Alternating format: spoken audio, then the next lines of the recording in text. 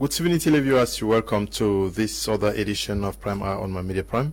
We are sorry for the late start. We make machines at times they decide not to work in our favor. This day we have prepared for you three great topics. We're going to be discussing briefly about the fallen former mayor of Njumbi Pinja, Paul Eric Kinge, who left us last night. We're going to look at the man, the politician, and the mayor. We also are going to be discussing about the fallen president of Tanzania, Dr. John Pombe Magufuli. We are going to look at what lessons Africans can draw from this great patriot, African patriot. We also are going to be looking at the situation in the DDR centers of Buea and Bamenda.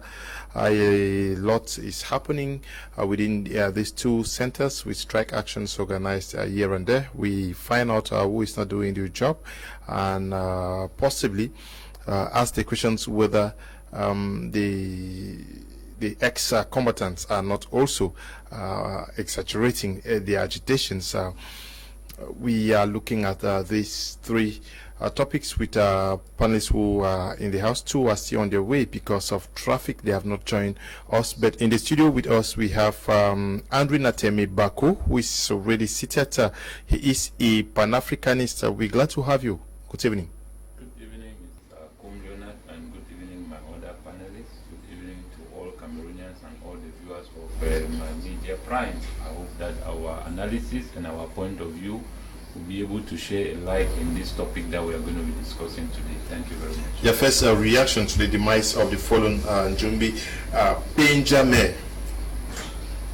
Well, I think he has a very good example for other mayors to follow. He has done great in his community and is someone who has fought against corruption in this country. And I think that he stands as a very good example to this country and the kind of citizens that we are looking for, the kind of people that we should be able to recommend in power. People who reflect the ideas and the ideologies and the aspiration of the people who represent the voices of the people, and not those who are called in to represent a system and to protect their own interests. So I think that this is a great loss for the people of Njumbi and for the community of this great nation. I hope that his family will be able to enjoy this moment, and my condolences to the family as well. Okay.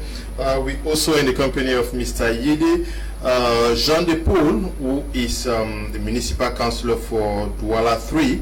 He's a municipal councillor for the PCRN party led by Honorable Cabral Libi. Bonsoir et bienvenue.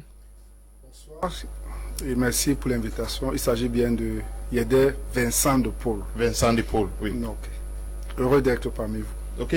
Votre première réaction de ce qui est arrivé à Njumbi Pinja hier soir?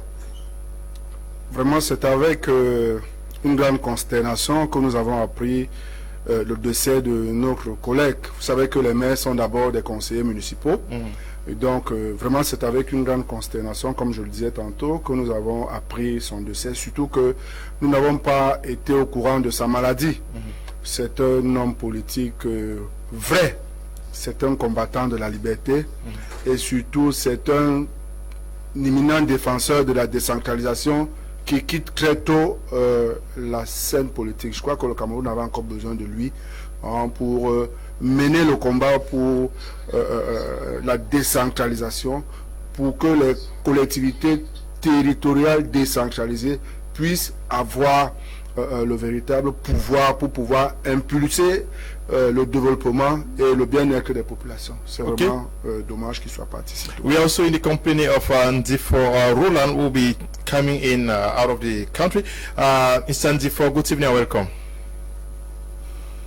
Thank you very much, Leonard, for inviting me to this wonderful program. It's certainly, I do have a little bit of technical difficulties, but I'm sure that we should be able to manage. Okay. Your first reaction to the demise of the fallen Njumbi Pinja mayor?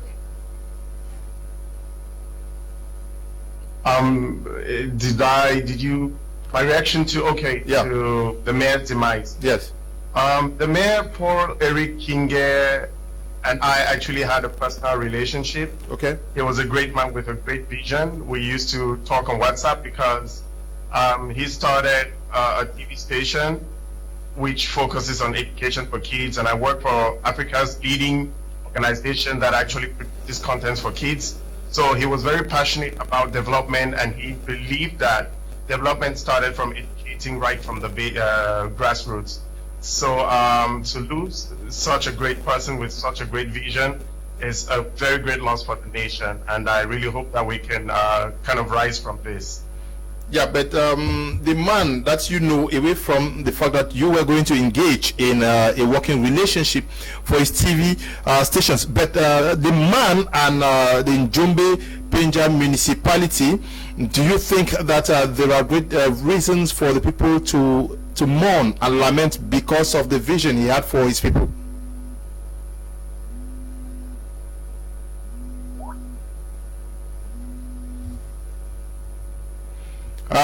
Seemingly you are not getting me, Tekero. Roland, I was asking whether his demise is a big loss for his people, given the vision he had for the municipality. I remember vividly that some 2 weeks ago he presented a maquette for the new council building, and also a maquette for the construction of modern houses for the municipality, and he had a lot for his people. Oh yes, Mayor Paul Eric Kinge is one of those very rare politicians with a vision.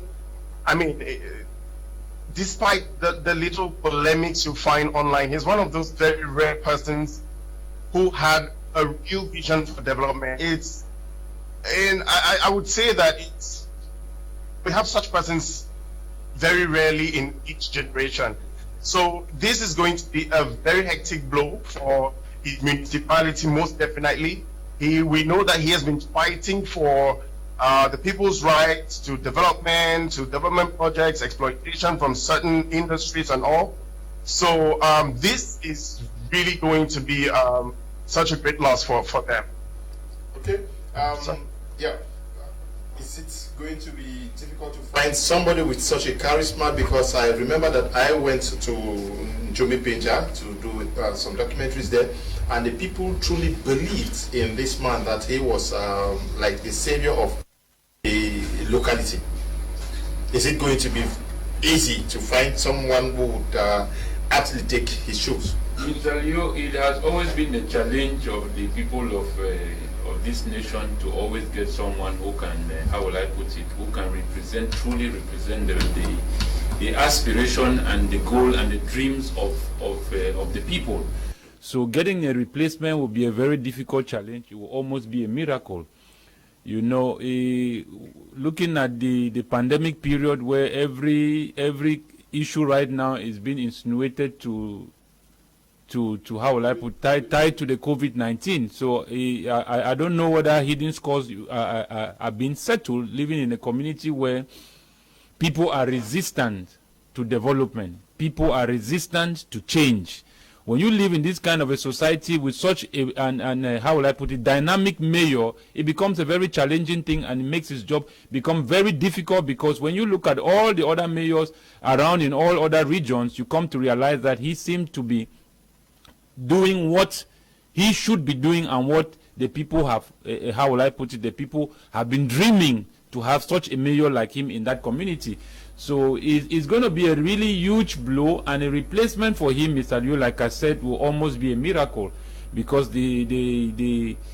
how will I put it, his personality and his vision, his goal, his dream, and the kind of projects he was carrying out. If we have people like this in our community, in places of decision, in places of authority, we are sure to develop our nation. We are sure to give a better living standard to our citizens. We are sure to put a better education to our citizens. We are sure to give good health care to our citizens. But when you have leadership that only comes to protect their own interests, parties that come to protect their own interests and not the interests of the people of that locality or that nation or that region or division, it becomes a crime against humanity. So, Mr. Liu, I would really say that a replacement to Paul Eric Kinge will really be a challenging one, and whoever is going to take that seat should continue that legacy. Is very important, at least for his memory's sake. Okay, we have just been joined by Dr. Ako John Ako.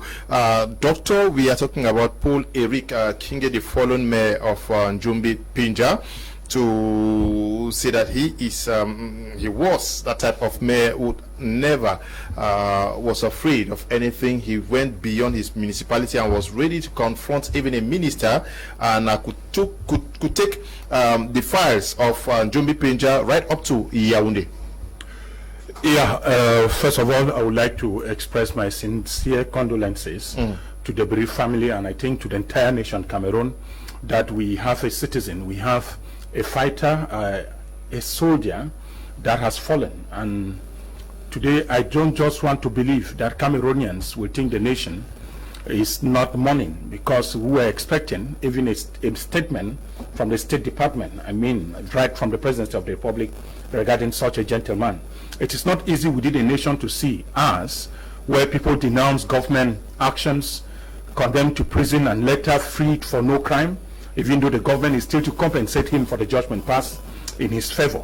Now, Paul Eric Kinge, as an individual, I will tell you that we have very few of them in Cameroon that have put, in fact, they have put a very strong fight to change the system in Yaoundé. And several times, Eric Kinge has been under attack. Yes, somewhere, people felt that he equally acted like an opposition within opposition. Remember, after the presidential elections in 2018, Paul Eric Kinge came out to say even some secret discussion they have had with his coalition member, Professor Moise Kamto. But that notwithstanding, the goodness of a man is never read most often from the wrongs, but at times after his death we read the positives. We could feel that, because if you look at the images coming from Njombe Pinja, I've never seen where a village invaded the premises of somebody like I just witnessed. The story of that baby will come back to remind me that there are still some Cameroonians that are loved by their people. And that's why after going to prison, Eric Kinge came back and won again the municipality of that council. Eric Kinge is not just a mayor, it's not just somebody from Njombe Pinja, but I believe somebody that has inspired a lot of us who are equally moving in the same light. Because coming back to win time and again tells us that Eric Kinge was a fierce Cameroonian, ready to change the stakes in this country. On the account of Eric Kinge, the law on decentralization has had a lot of problems, because Eric Kinge has equally been one of those people that think and have always been putting onto the table that the decentralization law is not doing better for his municipality, thinking that companies are located in Njombe Pinja but pay taxes in Douala, that companies, pay taxes directly, and some what I call administrative duties or gifts keep on being fallen on the office of the DO of that particular municipality instead of paying the taxes to the municipality. Like Eric Kinge, equally we have the quarry. There's a quarry somewhere around Njombe Pinja, which Eric Kinge believes that there is a quarry, it is a natural resource, which first of all belongs to the indigene of that village before even a percentage is sent to Yaoundé. But time and again, his actions have been muscled and molested by the powers in Yaoundé, which we think that the law on decentralization after such a tussle remains something we still need to appreciate, because application has been a problem. The fear of the Yaoundé government losing control of part of its territory to local councils still remain a better worry. I insist Eric Kinge is a fighter. He was one that has constructed on a positive note, and that is why we notice that the people of Njombe Pinja still with him. While in the northwest and the southwest, I'm still telling you, some mayors and senators are living in Obili, in Biamasi, and others living in Ekuno, and thinking they have been elected to represent those very people. Fire Evis Tayon is in the house with us. He's representing the PCRN party. The CRM, sorry, the PCRN is this way. He was quick to interject it.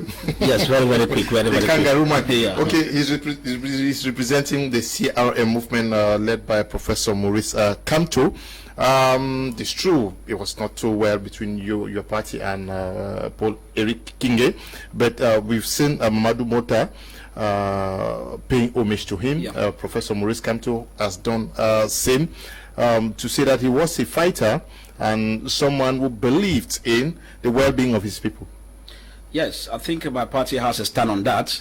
Greetings to the President-elect Professor Maurice Kamto and to the First Vice President Mamadou Mouta, and also to Professor Alain Fogue and Olivier Bibou Nisak, and over 300 militants who are still incarcerated into the various dungeons across the country by the Yaoundé regime. As a kangaroo system, we will keep pressing hard on them to release these militants, including Ayuk Tabi Siseko and co. Now, looking at the issues here, I think my party has a common stand, obviously. If you are into a political battle with someone, the prayer is not for the person to die, but it's that for people to move together, even if you move in diverse ranks. And so we have equally understood that anybody has his own belief. Paul Erikinga had his own belief, which he was pushing across. And so his demise will not make us completely indifferent, at least to also send our heartfelt condolence to the bereaved family and to the people of Njombe Penja.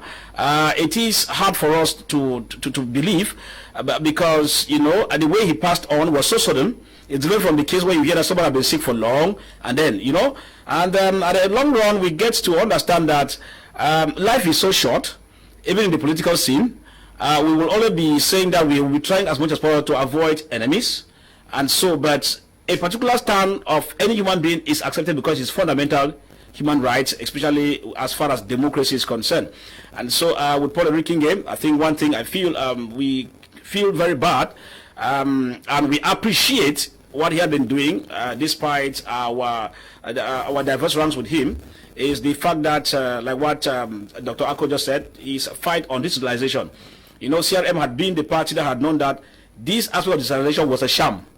And if you understand, there's the reason why you see us, we had decided to take some steps behind from elections. Now we look at the issues, because when you keep getting into a kangaroo system, when you press hard and your views are not taken into consideration, sometimes you feel very, very frustrated. Like if you see Paul gave forth a very good fight. Look at the quarry, you can imagine that a mayor comes there, sends his deputy, and he was even molested. I think it's a handicap, but it's an authority who came there, and the guys at the quarry molested him, seized his wheels or tricycle whatsoever, and you know the issue just died like that.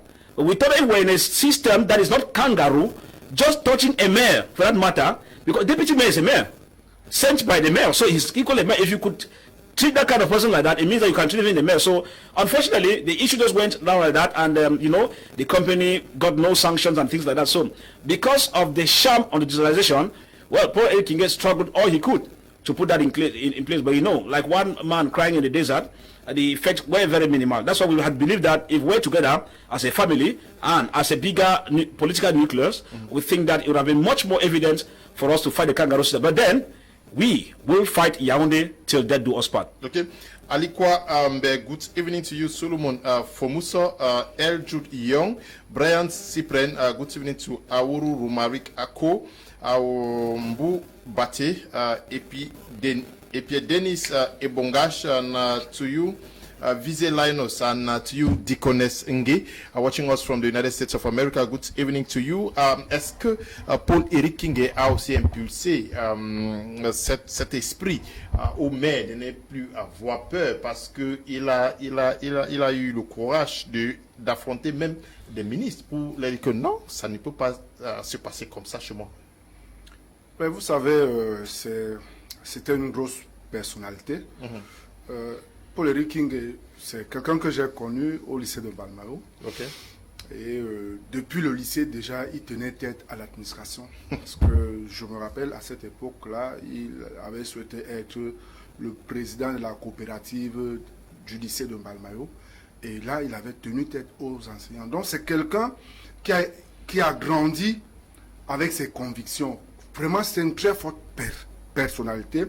Donc, la ville de Njombe était pour lui son espace. Alors, il pensait le développement du Cameroun à partir de la commune qu'il contrôlait. Et les actes qu'il a posés, tous les combats qu'il a menés, c'est des combats qu'il a menés pour le bien-être des populations. Il ne vous a pas échappé que c'est quelqu'un qui a fait la prison à cause de sa démarche au niveau de cette commune. Il est parti, il est revenu et il a remporté les élections.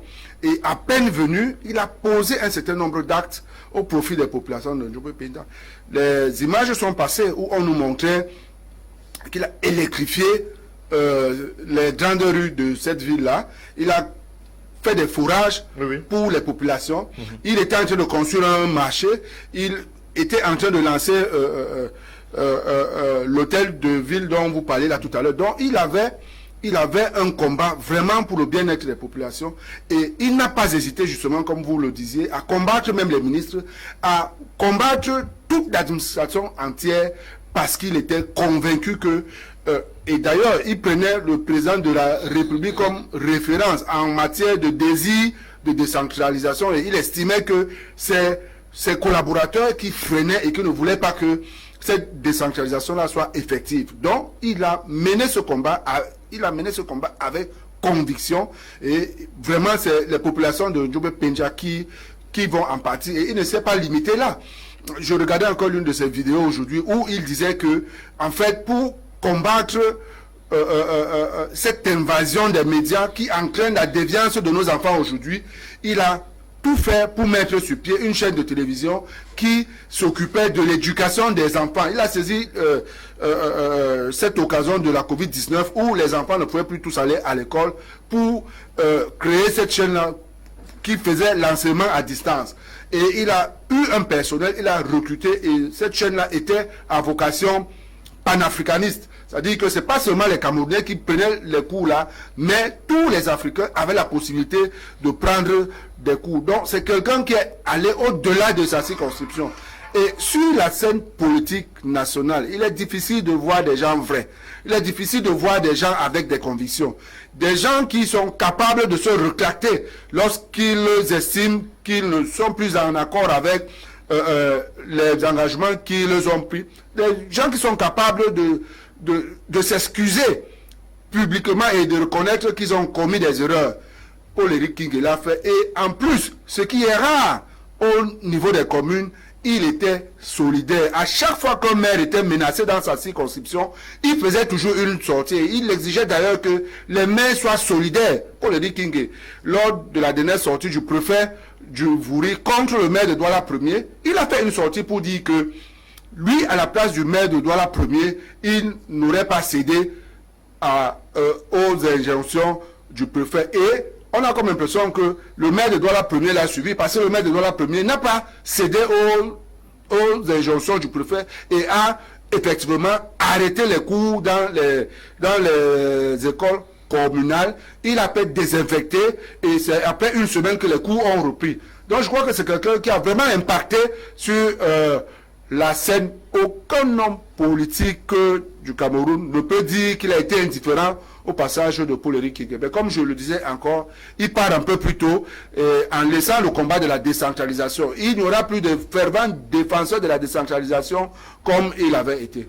And for Roland, Paul Éric King was with the CPDM. He discovered, according to him, that things were not too well with that party. He went to prison, came out, created his party, went into an alliance with the CRM movement, left them, and went for his convictions. Is that the type of politicians Cameroon, as we speak, need? Created his party.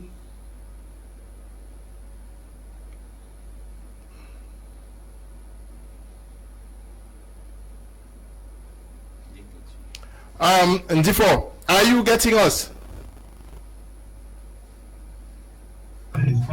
I mean, which other kind of person will we expect to define as a politician if it's not someone that follows their own conviction? Mm-hmm. You have so well elaborated his parcours. Are you getting us? Very well, I'm talking right now. Okay, go on. Can you hear me? Yes, just go on. I mean, which other kind of person will we expect to define as a politician if it's not someone that follows their own conviction? Okay, so well elaborated his parcours. Very well, I'm talking right now. Okay, go on. Can you hear me? Yes, just go on. Okay, so I'm sure that there's going to be a long period of silence after I waited. So like I said, that his parcours has been very exemplary for every Cameroonian to follow. He had a very size program. Go on, G4, please, just go on. So yeah, so I was saying that his convictions are kind of unique. You could see that he's been to prison. He has been for the ruling party. He's been to prison. He has also supported the #1 contender during the last presidential election. He has left that person, and then he's gone over to creating, to following his own dreams. Mm-hmm. I mean, this is someone who is very fervent for development and change. It is glaring from every action that he will not tolerate any case of stagnation. It is clear that if he is somewhere where he thinks that stagnation is going to be part of the whole milieu, he's definitely leaving. And this is something we don't see very often with politicians in Cameroon. There is the aspect of, well, politiciens de ventre. That's mostly what we see. People who stay there so long as maybe they're making money or maybe they're getting the titles. But he has left from the very powerful side, and he has been able to create impact from his own convictions. And like we keep reiterating, this is a very great loss for the nation, because persons like this, we don't get to see them in every generation. Okay. Paul Eric Kingegon looked around the garden and found an empty space. He looked down upon the earth and saw your tired face. He put his arms around you and lifted you to rest. God's garden must be beautiful. He only takes the best. He knew that you were suffering. He knew you were in pain. He knew you were never get well upon this earth again. He saw the road was getting rough and hills were hard to climb. So he closed your weary eyelids and whispered, "Peace be thine." It breaks our heart to lose you, but you did not go alone, for part of us went with you the day God called you home. Melissa Shrift, our Kingsley, writing there. Okay, beautiful tribute there to Paul Eric Kinge. Good evening, Mr. Leo and the entire crew. It's a great loss for the entire nation, although the cabal in Yaoundé are happy because he was a thorn to their flesh. Such people are rare in this country. What a great loss. Emmanuel, writing from Limbe. Good evening to you. Emmanuel Tebek Inashu says, Cameroon has no future when people who want the truth pass away quickly.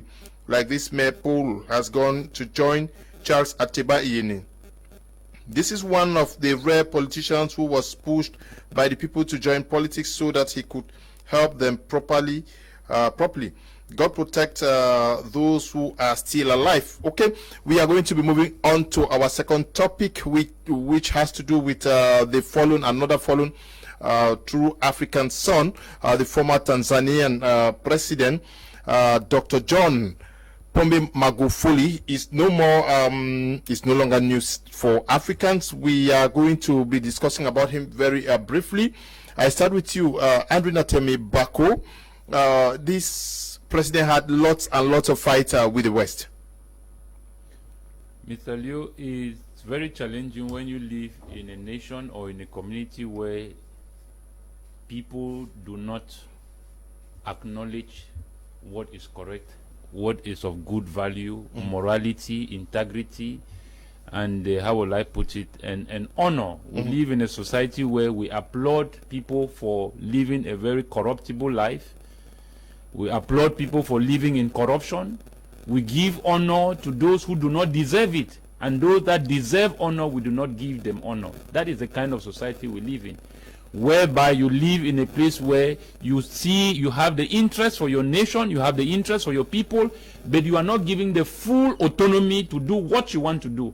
It's just like the case of Paul Eric Kinge that we are talking about today. The question here is that could this COVID-19 become another strategy to eliminate certain people who are there to make sure that change actually comes to their nation and to their community?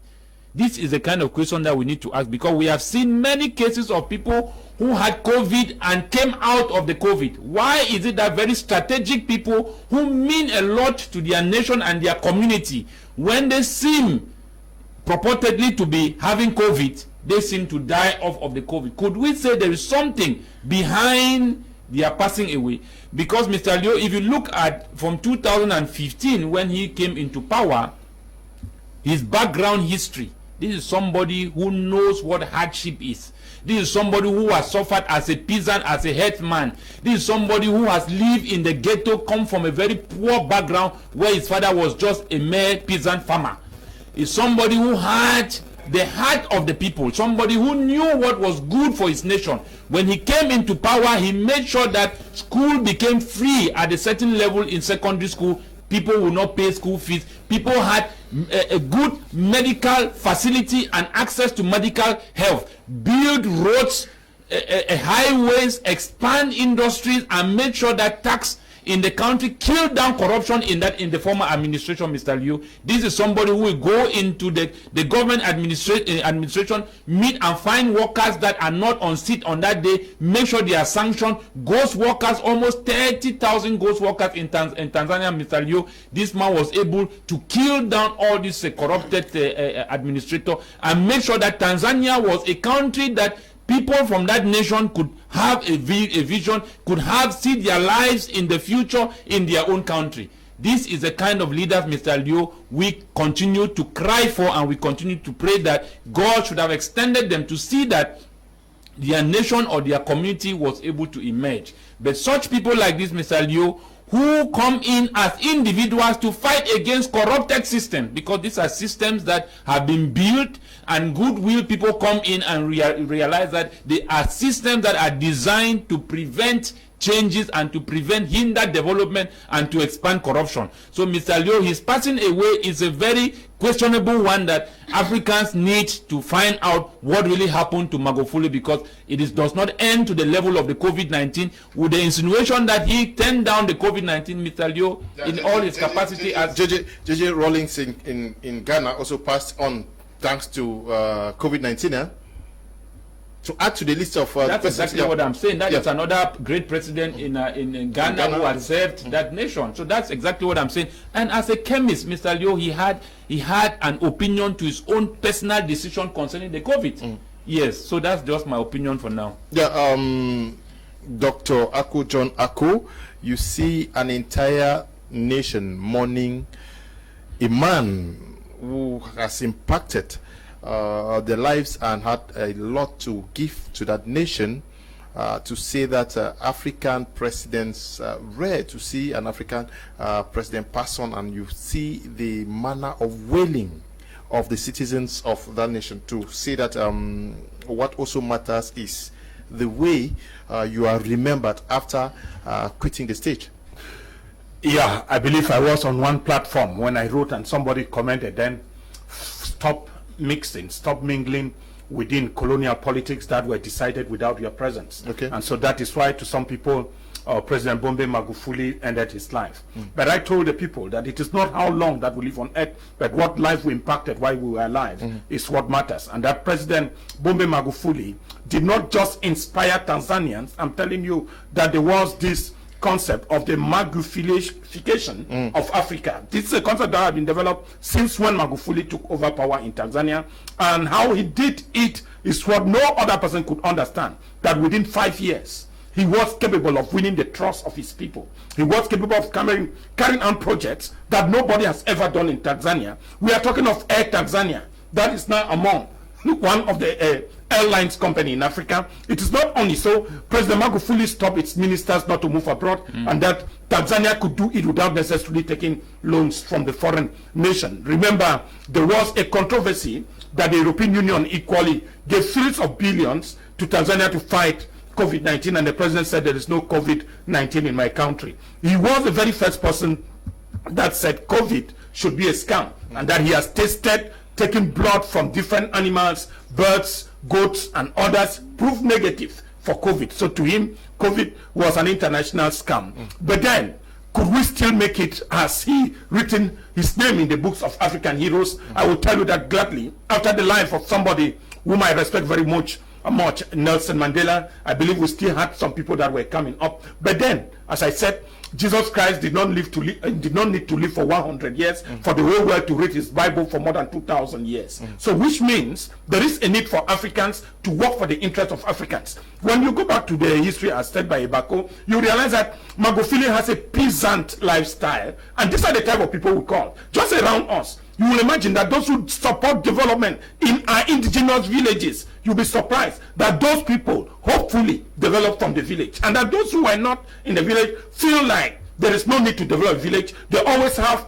negative thoughts about the village, that the village is full of wizards and witches, and so there's no need to develop such a village. This is what Magufuli did. I mean, somebody who grew up in Tanzania and knew what Tanzanian people need. It is not far that Africans should equally learn that how could such a person build a legacy within 5 years, and you saw women, boys, men, elderly mothers removing their cloth for the convoy. I mean, the corpse of the president to pass over. I felt a lot. It is a lesson for those who are equally holding hard that in a nation like ours, we must say that sincerely, that 40 years after, there is nobody to control after us. And that is why when you go to the United States, when I listen to the opening speech of President Obama accepting being elected as the US president, he said openly that this day in America, change has come to America. For what reason? One thing, Americans have never believed that a black could hold an office of the president of the United States, and that alone, electing Barack Obama, wiped out that thesis. And so we are equally believing that we can do without the Europeans. And if we believe well, we can do it. If we believe in Africa, it will work. He said there is a need for Tanzania to consult within the other African continent. What I regretted again, the way he died. But then I said, violent people will always end up dying violently. His policies were violent. His policies were aggressive. His policies affected old-time friends. I'm telling you, China was to construct a port in Tanzania, which was going to be controlled by Chinese for the next 99 years. Magufuli said it will always be a stupid man to take upon such a decision and accept such a project. Those projects have been accepted in many other parts in Africa after independence. Then they ask, who is this man? And so I will equally intend to believe that COVID-19 should not be considered an international threat, an international game plan, where leaders are now eliminated on basis of COVID. Remember, we're talking of the Burundian president, Pierre Nkurunziza, said he died out of COVID. And we're again talking of the fallen hero, J. Rawlings of Ghana. People a lot. So we the main opposition leader in Congo died this Yes, evening, exactly. The one opposing Denis Sassou Nguesso died last evening. And we start thinking, is there a need? And we knew very strongly before the Ghanaian election, Jerry Rawlings was not comfortable with the present president. And so many people now pass through COVID and maybe expressing their worries. There's a need for Interpol and many other international organizations in charge with investigation to look into the problems of those who have fallen within their active office, and especially, I mean, there are some giant companies which feel that their business is at stake. We are not talking, we may be talking of the lives of Muammar Gaddafi that were killed openly because they too refused taking hospitals visits abroad. So there was no need except by direct arms could you get to Muammar Gaddafi. Is it a new international order that people want to use COVID to eliminate other presidents? Magufuli will always be remembered, and we believe that there will be a cause and there will be a thesis that many are going to defend on what he did. Ok. Monsieur Guédé, il a été appelé par des Européens comme un dictateur. Comment comprendre cela? Vous savez, Magufuli, la première chose qui m'a frappé dans cet homme, c'est dès qu'il arrive, il réduit son salaire du quart. Voilà quelqu'un qui a réussi à réduire le train de vie. Ce qu'on demande au Cameroun depuis 20 ans. On n'a jamais réussi à réduire le train de vie de l'État. Il est arrivé et il a réussi à le faire en quelques années. Tout simplement, il a suspendu les fêtes nationales. Tout ce qu'on dépense souvent comme argent là, il a arrêté ça. Toutes les cérémonies, il a supprimé pour gagner de l'argent. Et grâce à cela, il a laissé son pays avec 6% de taux de croissance en 2019. Et comme il le disait là tout à l'heure, il y a un projet de 10 millions de dollars qui devait faire du port de pêche le plus grand port d'Afrique en 2030, grâce à lui. Alors, quelqu'un comme ça qui développe son pays, on est surpris donc de constater que ceux qui le jugent de l'extérieur le taxent de dictateur. Et d'ailleurs, c'est les États-Unis qui ont commencé en se retirant du projet qu'ils avaient en commun au prétexte qu'ils ne respectaient pas les règles de la démocratie. Donc, on se rend très bien compte que tous ceux qui travaillent pour leur pays sont toujours taxés de dictateurs. Cet homme, c'est quelqu'un qui a développé son pays, qui a aimé son pays. Il était le président africain le moins payé.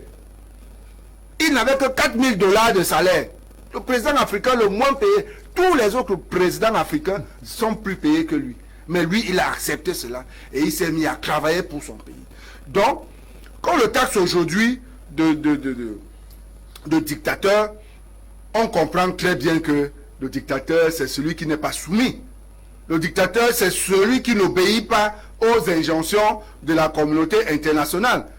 Celui qui travaille pour le compte de son pays et qui ne fait pas ce qu'on lui demande de faire, alors il est taxé de dictateur. Et je rejoins mes panélistes pour poser la question de savoir, est-ce que c'est parce qu'il a dit que la COVID-19 n'existe pas qu'on l'a puni en le tuant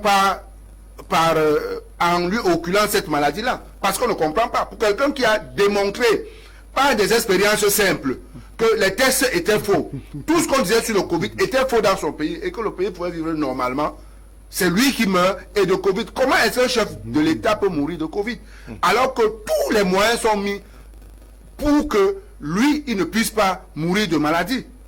Et c'est quelqu'un qui était encore solide. Il n'avait que 61 ans. Yeah, because what is curious is we've seen the British Prime Minister who had COVID. Voilà. We've seen the wife of the Trump. Yeah, we've seen the wife of the Canadian Prime Minister. Most of them. They Most get of them. well. Yeah. Why is it that in Africa it's difficult for an African president or high-profile personality to get well? We have seen. Yeah, that is most what of them. The Manu Dibangos, the Pap Jup, all of them. That is what we are insisting on. And I said, if really Interpol is sincere, there is a need for an international investigation. Because it was even again condemned. The death of Manu Dibango was thought by many Cameroonians. Yes, a lot thought that there was an international manipulation on some of these big African personalities, which we are trying to protect. And like he said, we have noticed that whenever an African thinks Africa, whenever an African works for his country, they are always considered enemies to the international community. We are not coming shortly again. I will cite the example of Muammar Gaddafi. I believe Libyans are now regretting that what the French manipulated in Benghazi was not really a revolution against Gaddafi. It was a revolution for the interest of the French people. Okay. And I will tell you that President Sarkozy, when he came back for his second mandate, called and spoke to the French que la guerre en Libye, c'était pour vous, et la guerre qu'on a fait en Côte d'Ivoire, c'est pour le peuple français. Okay. So when a lot of these things that continue to this step, if the world is sincere, there is a need for an international investigation on who died really of COVID-19. Okay. Good evening. We pray that the other mayors should take example from him. Suboy, not knowing where you're writing from, President Magufuli was an exemplary leader. His people are proud of him in Africa as well. He was a president for the people.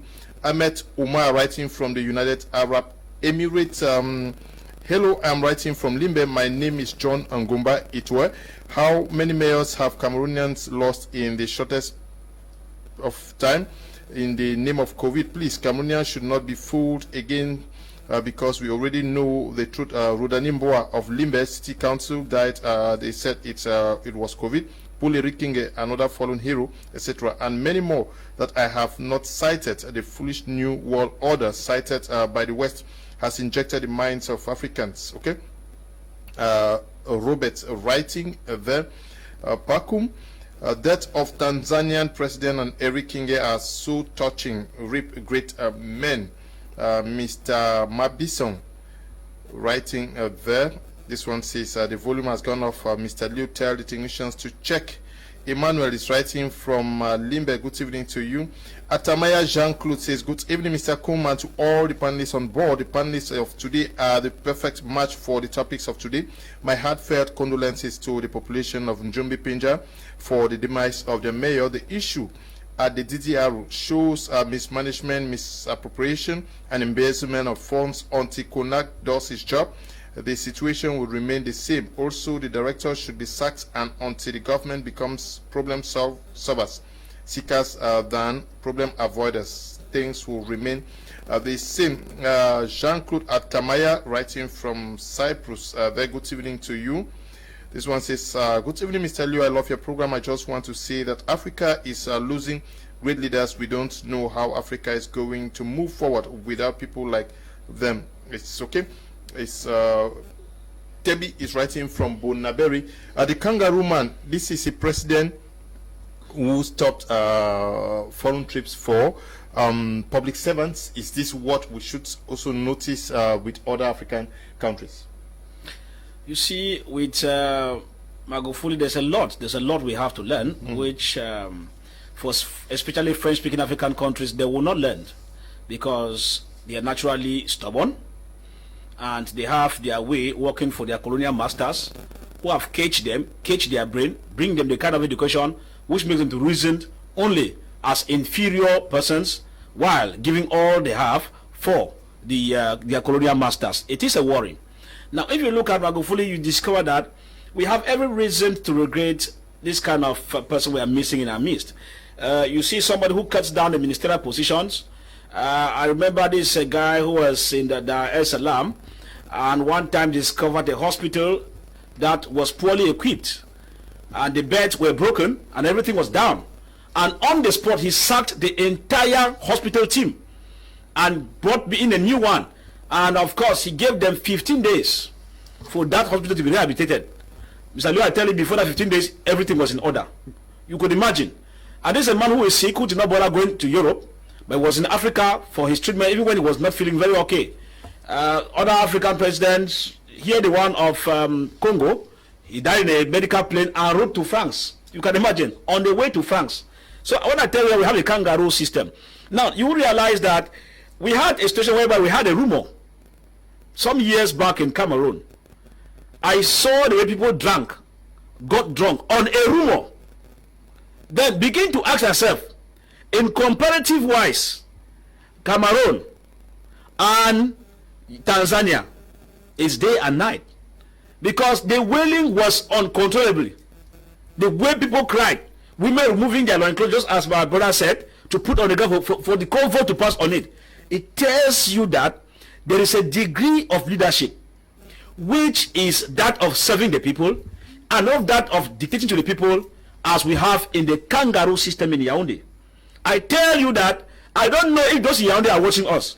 They should learn a lesson.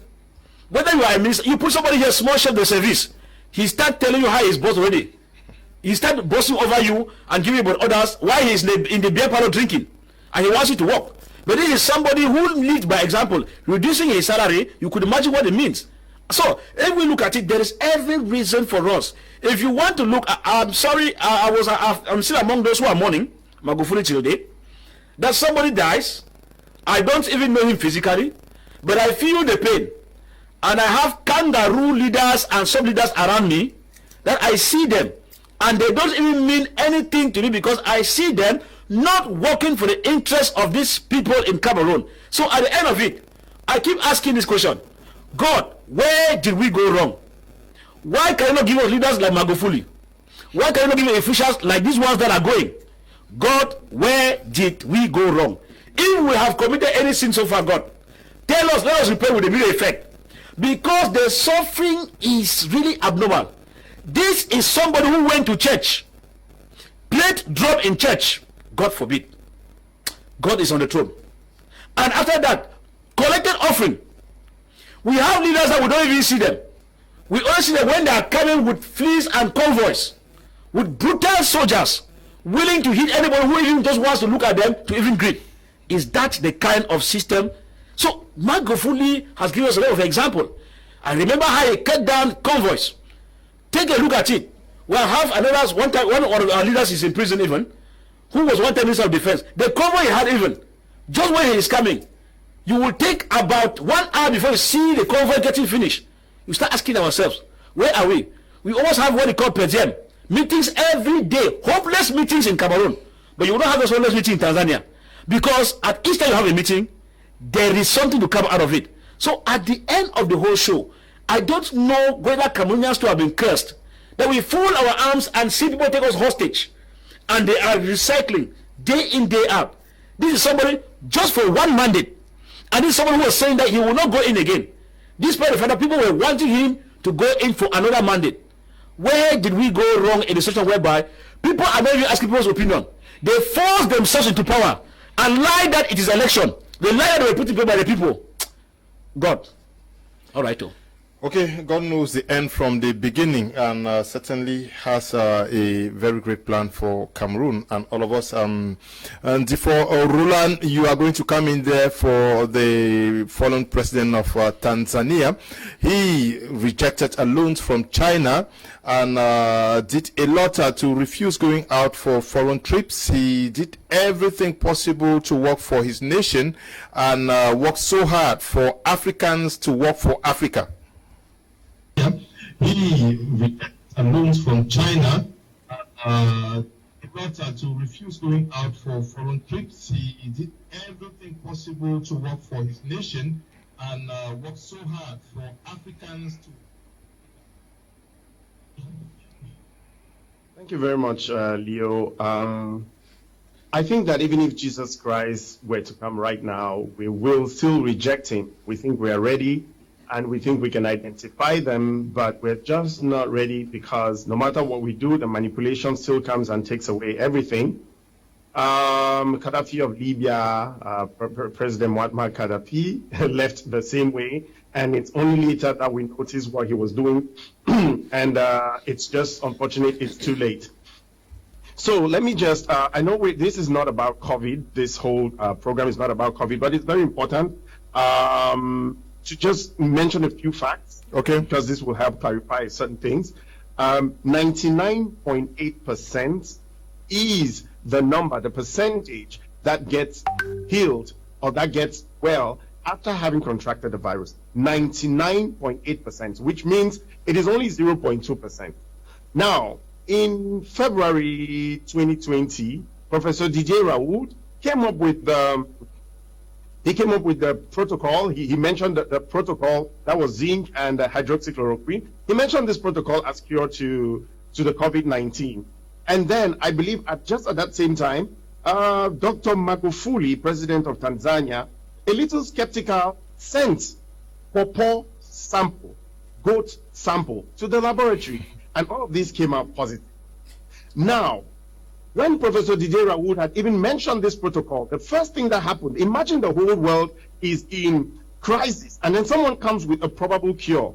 We know that when anybody is threatened with death and you're given just a little bit of hope, you tend to take that hope. But what happened immediately the protocol was proposed? It was debunked immediately. I mean, hydroxychloroquine was said to be the most dangerous drug. So, Magufuli, coming back to President Magufuli, or just slightly a little bit of COVID. Everything we know about COVID now is what 7 tech giants want us to know, because in March 2020, signed a joint agreement to censor every information around. President Magufuli is the only person in his country who understood that COVID was something that was promoted just through communication. If 99.8% get well, and you keep saying that people have died, or people keep dying of COVID, I mean, that was disturbing. And also, the concept of death by COVID and death by COVID is something which we all should understand. We Africans all have malaria within our system, for example. If we go post-mortem, autopsy, after we all die, we will notice that we all have malaria. Should they say we all have malaria? No. COVID is an illness. It has been magnified beyond understanding. And I think President John Magufuli understood that there is an ulterior motive to this whole COVID pandemic, and he had been fighting this so fervently. Unfortunately, I predicted 1 month ago among some colleagues and friends, and I said, President John Magufuli is going to go down. My brother, in May 2020, when President Ziza died, there is an article online. Agence France announced immediately with so much joy and pageantry and pomp, saying that the president of Tanzania was dead. Should we want to think that this was a plan a long time ago for everyone fighting? I mean, such leaders in Africa are very rare. This is a pan-Africanist. This is another Messiah that Africa is losing. I mean, someone who wouldn't take from foreign nations. It's someone who understands pretty well that what the African needs is defining his own development, is defining what it is. And that is exactly what this president is doing. I mean, there is so much research which I think which I've been carrying out, and I think other people to carry out around this topic. I would firmly believe, I mean, conspiracy theory, but I mean, I think that everyone should research around, because I want to think that President Magufuli is taken down because there is an agenda we can comprehend. Thank you, Andy, for Roland there. Now, let's look at this concept of borrowing, taking loans from China, the European Union, and a host of others, that almost everybody goes cap in hand begging for loans, and that the president comes into a nation and wants to build a nation and says, I will not take the loans. Where was he getting the funds to drive development in his country?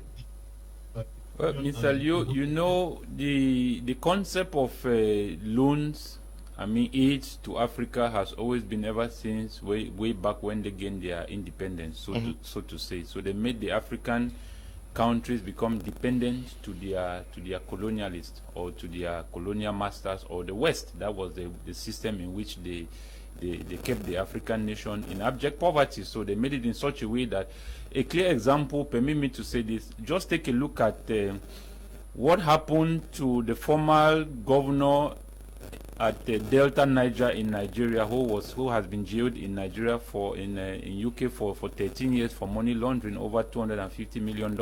Now look at the locality or the community where he stole that money. The people live in abject poverty.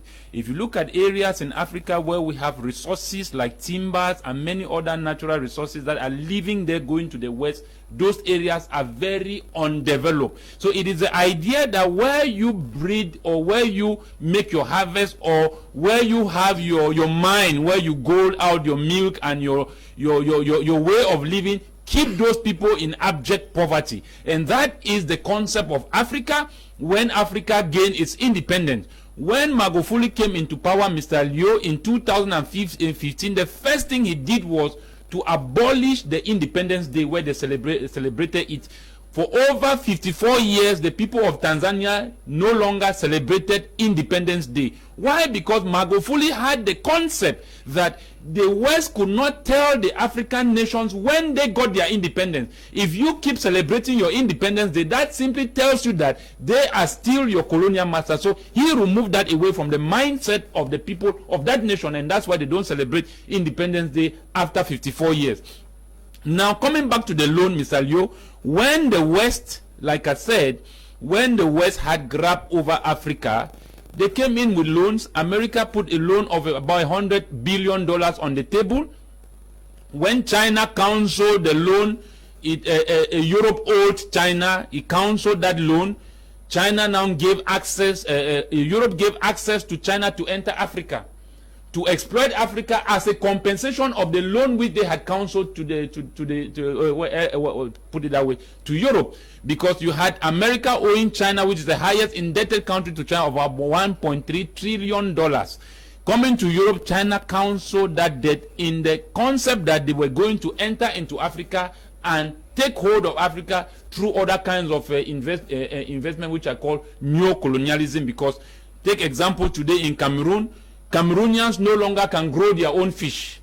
We have Chinese growing fishes in Cameroon. We are now eating fish in Cameroon grown by Chinese people in Cameroon. We have fruits. We go to local markets. We buy fruits that are being created, grown by Chinese people in Cameroon. You come to realize that, Mr. Liu, our leadership in Africa has always been the major problem. So when people like Magufuli comes up to say, no, we don't need a loan, hey, that's already an indication that this man wants to be independent. And the idea of the so-called independence in the 60s were to keep African state in a dependency position. When you are sick, for example, you don't create a good medical facility in your own nation. You now have to leave and go to the West, where you will now be properly taken care of. Why can these same leaders that treat these people there, or Mr. Liu, best doctors today in the world, go in America, go in Europe, are all blacks. the best medical doctors. Why can they not develop their own medical facilities in their own countries? Only because it is not in the notion that Africa should emerge and become independent, because that is going to keep the West down. Look at Bakayoko. He went to France. From France, he ended up in Germany, where he died. How does this present to the African people, where we have leaders who are representing a nation get sick and they are forced to leave their country without the risk of plane crash on the air, to go into other nations where those presidents and leaders in those other nations don't come to your own nation for medical help? We come now back to the aspect of the COVID-19. After 1 year, Mr. Leo, all the researchers in Africa, the AU, the ECOWA, and all the other organizations, the CDC in Africa, no one could say no. What does Africa can produce to fight this COVID? What is the African researchers doing to see what they can build as their own medical prevention methods to fight against the COVID-19? All African member states except Tanzania, Madagascar, and few other countries that are depending on the tonic organic, decided to rely on their own natural and local remedies to fight against the COVID. Almost 90% of African nations waited for the WHO to bring COVAX vaccine. How do you need vaccine whereby Africans are not hit like the West? But today in Africa, it is a compulsory thing. You come now back to the aspect of Magufuli being a dictator. Who is making those analyses? Mr. Leo, permit me to say this. The West have double standard when it comes to the electorate, whether it is the constitution or how will I put it, a democracy, how the process is supposed to be done. The West has double standard. When you talk about democracy, Mr. Leo, that simply means that equality and the right to full political and giving according people their full political rights. Now you cannot expect people who want to have their own system to develop their own nation, and then you consider them to become dictators. How then do you consider these people to be free, to be equal, when you still turn back and tell the people on what to do? Is that democracy? That is dictation coming from the West. The West should not classify our leaders when the people of Tanzania are not being consulted. Those are the people mourning for their president. That is a man, Mr. Leo, who will sweep the street. That is a man who counseled a certain contract to rebuild an airport, where he told the Chinese government that his people do not have good medical health. They cannot even go to school. Why should I accord you this contract when my people are suffering? And that is how he told the Chinese government that contract you signed with the former government does not concern me. That contract was cancelled. So this has always been the problem with African leaders. I keep asking myself, Mr. Leo, that some of these our leaders that are put in place came in with very good will, because it's a system controlling this world. Many African presidents do not understand. The few that understand that the world is being controlled by a system, they have been eliminated. Okay. A good look, Gaddafi. You had again the man of Rwanda is also called a dictator. But going back to the people, what are the people saying? The West will sit there, take decisions over Africa without consulting the citizens of those countries. That is not democracy. Okay. The people should be given the full right to decide on what they want to do. Okay. So if Magufuli decided that the coronavirus did not exist, as a chemist, somebody who has PhD in chemistry, it means that he knew what he was talking about. Dr. John Aku, this is a president who ruled for 5 years. Just 5 years. Yes, he made his country middle income. We have seen many nations, especially West and Central Africa, who would give 35 years to become middle income emerging. How do we understand this? Is it that he took? Where did he get the money from? Is it the fact that he eliminated those where the government was wasting money and he also for us? Yeah, Mr. Lee, I believe that question is very interesting. I believe my fellow panelists here just made mention. PCRN, PCRN representative, yes. Representative, made us to understand that Magufuli, one of his part, cutting down state expenditure. I will not tell you that in Cameroon, you cannot even imagine what we bought to fight COVID-19. People bought Prados for the fight against COVID. And these were Prados given to committee members to handle COVID when we need accessibility. Even Shan, we saw Prados for Shan, yeah. Imagine, At the level of Chan, it was even the worst. That we bought first-hand cars. I mean, just coming from the industry, kilometer zero. You know what it means? That it has never been used anywhere, and we spend the money. I'm just coming again, for example, we have borrowed more than 3 times for a stadium that is going to host the name of the leader of this nation. It's already been given a name, though it has never been constructed, more than 4 different loans. The stadium is still to come up. That's giving us the idea that when you look at Douala, when you look at Yaoundé, when you pass on the streets of our major towns, those who own the biggest cars are government officials. We have a belief that in this country, those who even run business today are poorer than government agents. Contracts. Today, you find a lot of contracts on what they call grey agree. Grey agree is that it's an emergency and that we must execute the contract now. This is the level to which the scam is being organized. That is how state money is spent. The moment a contract is on grey agree, it does not go again through the normal procedure which were made to be followed. And that means those who are in line always consider it as a token, as a gift. And at the end of the day, what was meant to be spent for the contract ends up being, twisted, and at the end you find it coming very tiny and whining. At the end, those administrative authorities, a classroom for 40 million, you'll be surprised at the end they use 10 million for the classroom. And these are the problems of Africa. People give us a lot of agendas. Around Central Africa, the situation is even sad, because when we look at the West Africa mixed with the English culture in that part of Africa, the story is even different, because in Ghana, I believe it's difficult even to win a second mandate. So people are already conscious. In Nigeria, you cannot go above a second mandate, which means the rules are clear. But why this order? It will mean that somewhere France and its colonial territories still live within the same belief that they must do it in that way. They must do it in this way. I was growing up, I used to tell people that I went to one primary school far off, about 15 to 20 kilometers from Manfred Town. In that primary school, we had 10 government teachers for 7 classrooms, which means there were some teachers without a class to teach. These were the teachers, we call them ambulance teachers. They come in only when a teacher of a particular class is on duty.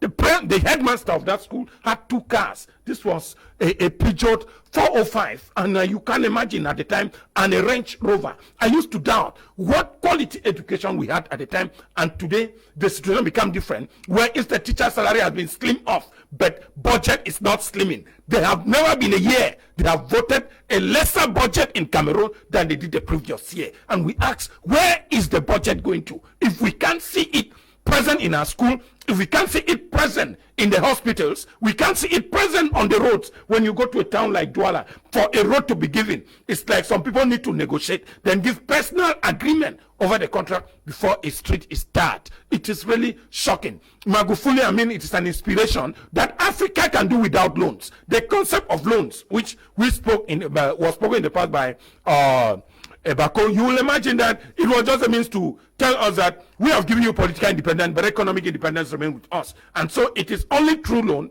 Africa can keep on toiling. They will keep on controlling the economy. The spirit of devaluation of the France CFA in Africa was not an African policy. The readjustment, restructuring program, the HIPC initiative, they were not African projects. These projects were imposed on Africans, and these projects today rule the economy of Africa. When you go at the central bank, what we call BIAC, the highest authority, are not Africans. The codes given to the currency are not even drafted in Africa. You can imagine that. Every time you sell goods in Europe, a percentage, in fact, our own reserve money made to save the life of the nation in crisis. In fact, no economy in Africa, even within the COVID, within the 2008 financial crisis, no economy has been bailed out. But when you go to Europe, they'll be telling you that they are building out the economy, they bail out this company, they bail out this one, and now they're coming successful. All what come back to us when we are in difficulties is a loan. China is promising a loan, UK is promising a loan.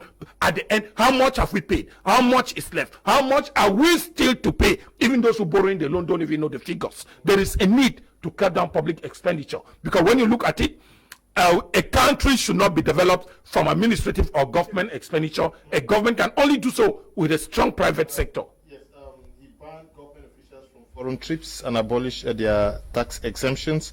Magufuli accused UK companies Acacia Mining of illegal mining and ordered them to pay $193 billion for undervaluing Tanzanian gold exports. Over 250 containers of theirs were seized at Dar es Salaam port. They paid $300 million and gave Tanzania 16% ownership in mines. Est-ce que c'est tout cela aussi qui a contribué pour qu'on la lève, qu'on décate? Alors, lorsque le président de la République coince une entreprise minière et l'oblige à accepter que l'État entre dans le capital à concurrence de 16%. Est-ce que c'est aussi un peu ce qui s'est passé au Zimbabwe avec... Justement, ça dit que ces compagnies minières, non seulement, toutes ces compagnies étrangères qui arrivent en Afrique viennent en territoire conquis. Après avoir corrompu les principaux dirigeants, viennent se faire de l'argent au détriment des populations, au détriment du développement du pays. Et là, il a eu le flair de s'intéresser à cette situation, de s'intéresser à ce contrat et de se rendre compte que le peuple tanzanien était floué. Et une situation comme celle-là laisse des grincements dedans. Ces gens ne pouvaient pas le lui pardonner. Et effectivement, on peut comprendre qu'à un moment donné, on commence à le taxer de dictateur. Vous savez, on parlait là tout à l'heure des prêts qu'il a refusés. En réalité, un pays ne peut pas se développer en s'endettant. Les dettes n'ont jamais enrichi un pays, n'ont jamais développé un pays. Un pays se développe par le travail, par le travail de ses populations. Et lui, il avait compris cela. Il a compris que si il accepte ce prêt, alors il va exposer son pays au diktat du prêteur. Il a dit non, je préfère maintenir mon pays, nous préférons travailler, nous préférons faire des efforts ici chez nous. Comme il le disait là tout à l'heure, regardez ce que nous dépensons pour les différentes fêtes. Regardez, à chaque fois que les conseils d'administration se tiennent, il y a des perdièmes. À chaque fois qu'il y a des occasions, il y a des perdièmes. À chaque fois que les séminaires se tiennent, il y a des perdièmes. En Tanzanie, il avait supprimé tout cela. Il n'y avait pas de perdième. Lorsque les représentants de l'État, lorsque les fonctionnaires allaient à un séminaire, lorsqu'ils allaient à une réunion, il ne leur était rien donné. Ils n'avaient que leur salaire qu'on leur donnait. Et cela a contribué à l'assainissement des finances publiques, ce qui lui a permis d'amorcer le développement de son pays. Ça, c'est des clichés qu'on peut reproduire chez nous et comprendre que toutes les récriminations que ce qu'on appelle les opposants au Cameroun font à l'endroit de notre administration sont fondées. Cela prouve que ça peut se faire. Ça prouve qu'on peut réduire le train de vie de l'État. Pour ceux qui ont l'habitude de se balader à Yaoundé, quand vous arrivez à Yaoundé, il y a plus de CA. Il y a plus de CA que les autres voitures personnelles. Rien qu'à Yaoundé. Le nombre de véhicules que vous trouvez là-bas.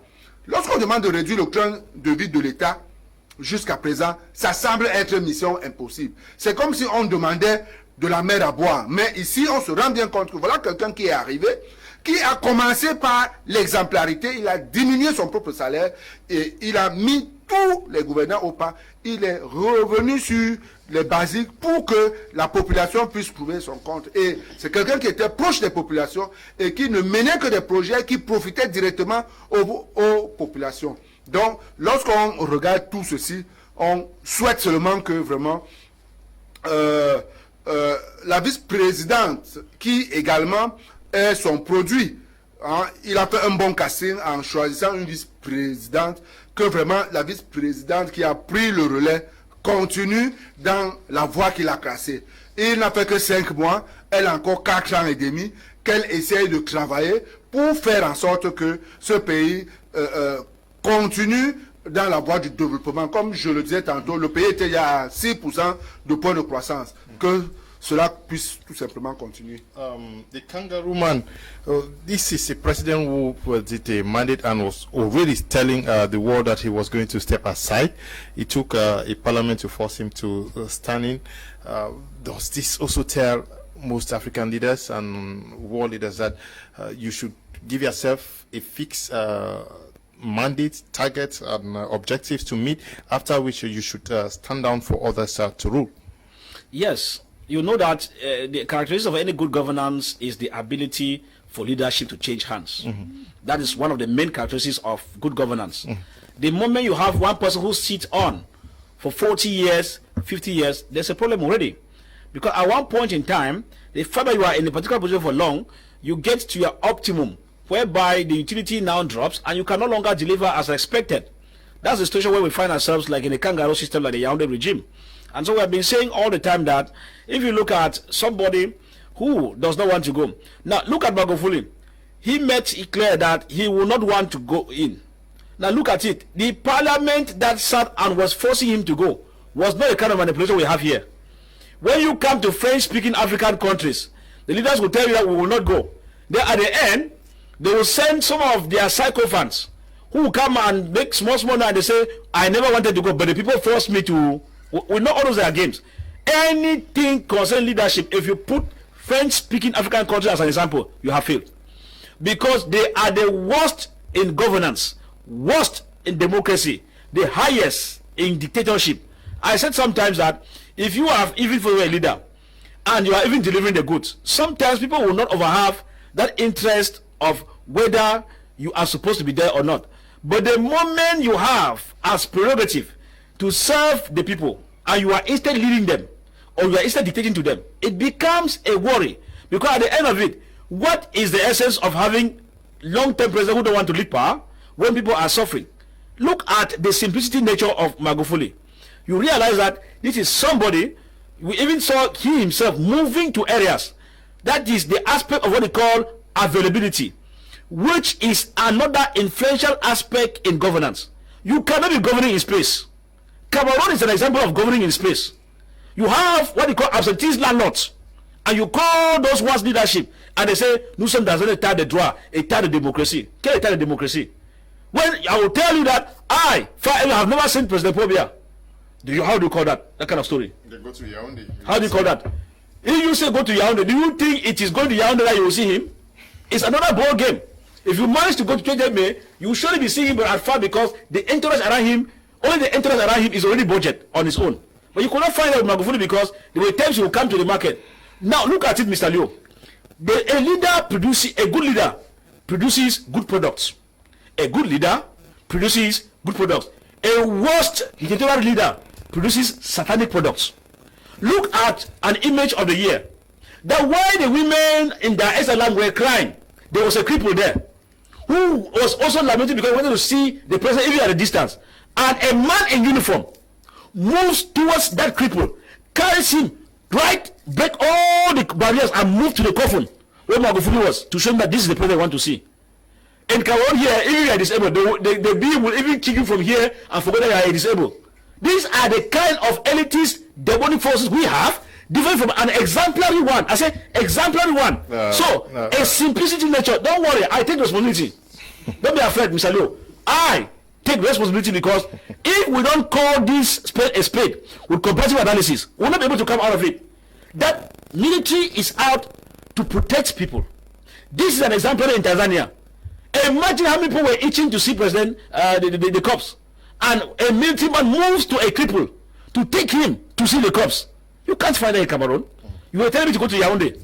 If I tell you the bottlenecks to see even a director, a chief of service, then how do you talk about President Pobia? But this is somebody that he will come round, moves to offices and ask, why are you not present? He will sit on your chair and go through your documents. That is a president. I say availability. That is one of the main characteristics of a good leader. We cannot be talking about people who cannot move. You talk about Stade Olembe, Stade Pobia, Stade Abadou Haijo, and the president has not gone there.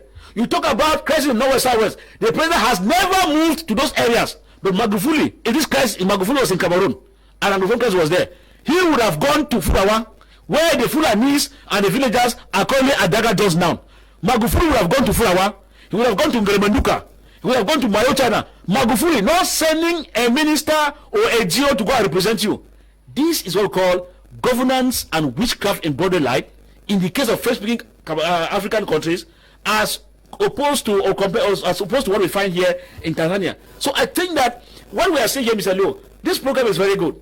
Good in that your topic is well chosen, because we are talking here so that even those headmasters who call themselves director de l'école, they want to see a headmaster, I tell you, allez attendre au secrétariat. Il faut voir mon secrétaire pour lui dire pourquoi vous voulez me voir. This is the damn shit kind of rotten administration we have in this country. Okay, and for Roland, I want you to talk on the fact that he was able to afford to introduce a free education for Tanzanians, and when we know that it is pretty difficult for other countries to do same, did he expose the fact that many African nations, if they have the will, Africans can fund the education of their children? I'm talking about African nations. They can effectively the education of their students and When we know that it is pretty difficult for other countries to do the same, did he expose the fact that many African nations, if they have the will, fund the education of their children? This is most definitely something very glaring. You've said it all, Leo. I mean, it's very clear. I had the honor to be there in Tanzania in March 2020, and I saw how wonderful a nation was, how easy, how life was. I mean, it's cheap, it's affordable, considering that it's a very highly touristic country. There is a level of simplicity which has been enshrined, and education has been such a priority. Because like I said earlier, our organization, which is based in Tanzania, produces, in relation to the Ministry of Education, educational content, which is broadcast all around the country. This is a clear proof. I mean, this country, Tanzania, doesn't even have one tenth, maybe. I mean, I'm coming from my own imagination or from what I saw on the ground. It doesn't even have 1/10 of what we have in terms of natural resources or other resources. But they are able to provide the most basic necessities. There is a lot of Utu. They call it Utu out there in East Africa. That is the vivre ensemble. You know, it's all created. It's an emanation from the top. You feel leadership which enlightens, which brightens the whole nation. Contrary to what we see in Cameroon, I mean, you see very precarious classrooms, northern region of Cameroon, not just in the northern region of Cameroon, in every region of Cameroon. You know, you would see that we have the billions which are disbursed, yet nothing is done. Things like this are not done in Tanzania, and I'm very happy that every panelist here understands or know exactly the kind of person President John Magufuli was. He was a no-nonsense person. If you had to execute a project, not like our stadia or the stadium we had to do in Cameroon, which we spent over 4,000 billion, and we're still just standing at the same spot. I mean, I guess my numbers are not correct, but I'll permit my hyperbole.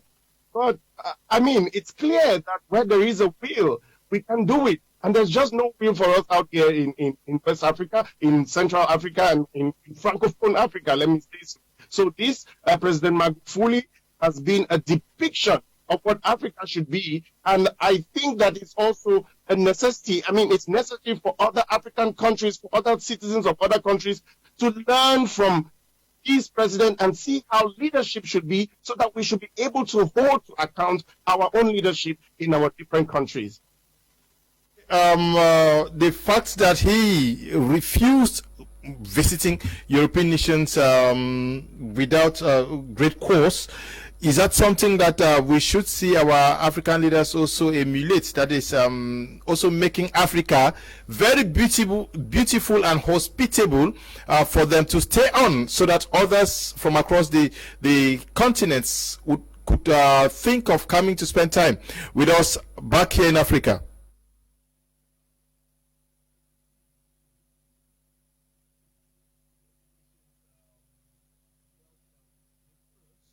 Is that something that we should see our African leaders also emulate? That is also making Africa beautiful and hospitable.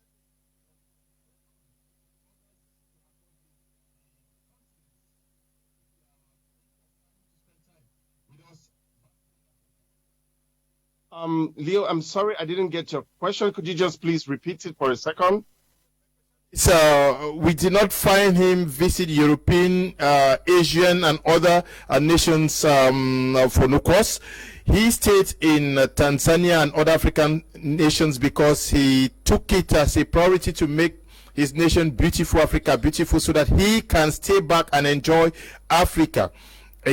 A message to other African heads of states to make their nations beautiful, hospitable, enough to attract others to come and discover Africa.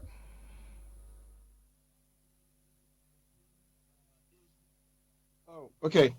Thank you very much, Leo. I mean, that is very clear. The first question is, what are our leaders going out there to look for? What are they going out there to look for? The West has been able to package itself and sell itself to we Africans, and our leaders spend their whole time going over there. Tanzania doesn't even have, like I said, it doesn't even have 1/10 of what Cameroon can do. You know, Tanzania doesn't have our black sandy beaches in Limbe, for example. Tanzania just has, I mean, it's just a nation with just some regular streets. But the president has been able to build it and sell it mentally. I mean, it's been sold mentally, contrary to we in Francophone Africa, where in order to sell something for the Francophone African to buy, you have to put Petit Paris, baguette in France. We need to redefine ourselves, and that is exactly what President Magufuli understood. It was building an Africa for Africans. How else would you encourage your citizens to love? How else would you encourage a black person to love their color if you keep selling white wigs or you keep selling curly wigs coming from the West? President Magufuli understood that it was right there from his own country that was to begin. I mean, when you go to Tanzania, the hospitality, it feels like it's a rule, it's a law that the way you are received at every restaurant at a very affordable price, at every restaurant, at every hotel, the way you are received by Tanzanians, it's just unprecedented. And despite the fact that there really wasn't any natural resources, we could see the amount of development that brought into the nation. You know, so I mean, this is absolutely laudable. You already said it all outrightly, Leo. I wish I could really share some images because that's a wonderful country. But I guess we'll do that some other time. Okay, I end this with you. What is the Africa that should emerge after the demise of President Magufuli as a true tribute to him? I think there should be a call for Africa to come together, okay, and build its continent, and understand that Africa is for Africans, and Africa needs to build its own way of life which is neutral, away from the world, and Africa which is not influenced by the West. Like example, like countries like China understands how the world works. The world is being controlled by its system. So when an individual like Magufuli or Paul Kagame or late Gaddafi and late Mugabe and many others decided to build a system which was in favor of their countrymen, that goes in contrary, or it's, how will I put it, it's at war with a system which was designed to rule that nation. And that is why I want to strongly believe that his death came as a result of being an autocrat, somebody who was building a one-party system which was going to unite its people, was going to build a sense of unison in that country where everybody believes in developing its own country, and he was able to eradicate corruption. A man who stepped into power, Mr. Leo, met a GDP of minus 3.6% and was able to raise it up to 6%. That was in a space of 5 years. Mr. Leo, they are presidents for many years we have not seen. Example again was Paul Kagame, where in 2015 his countrymen decided to vote him change the constitution that he has the right to stay even up to 2034, where you find citizens of a nation begging the presidents not to go wholeheartedly. Mr. Leo, Magufuli was such a one like that. And I would say that his memories would live in what he has been able to achieve. People will never forget the legacy and the story of Magufuli. If Africa is going to learn one thing from examples like men like this, is to call Africa to come together, because there is no need to see how embarrassing in the eyes of the West looking at how Africans are.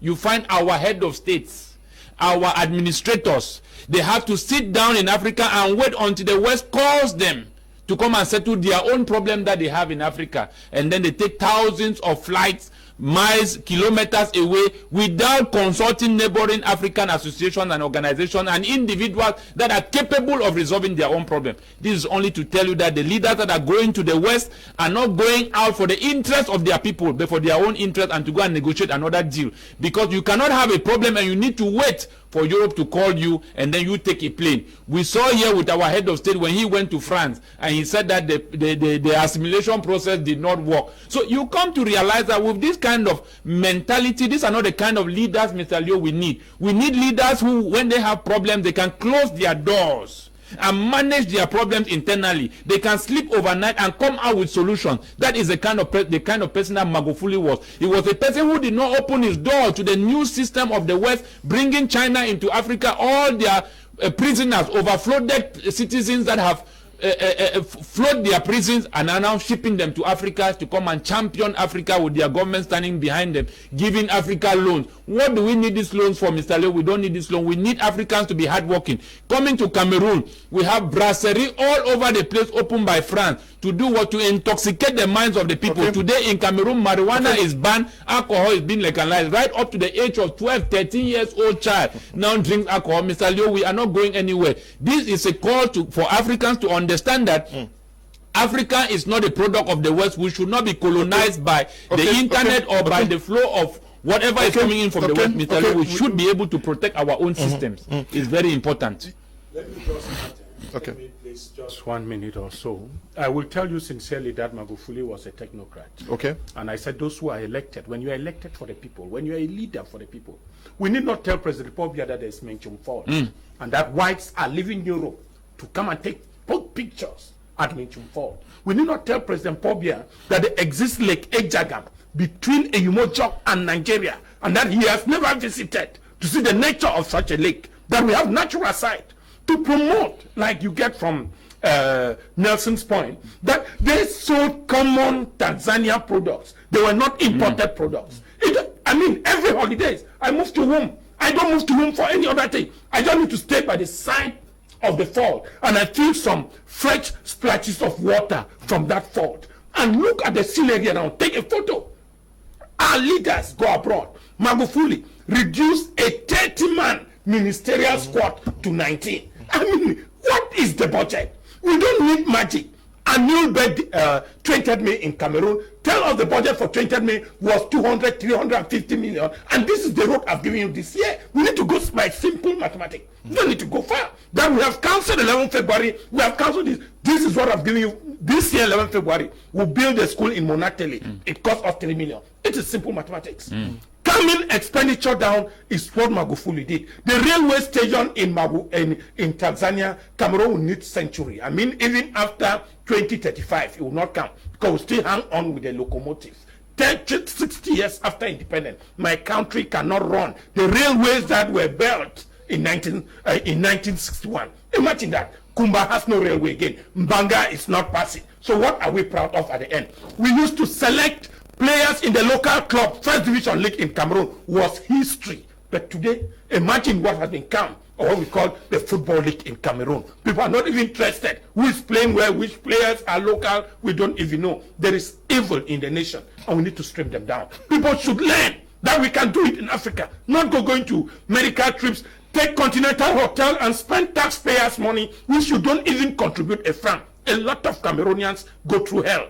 Some people spend studying under the trees. Schools are without roofs, and we still leave medical visit for our brothers and sisters, friends In fact, I was surprised that somebody sang in music and was asking qu'est-ce que l'agent de l'État fait dans la poche du junior. And it was possible. People we know they don't even earn a salary, they live a flamboyant life.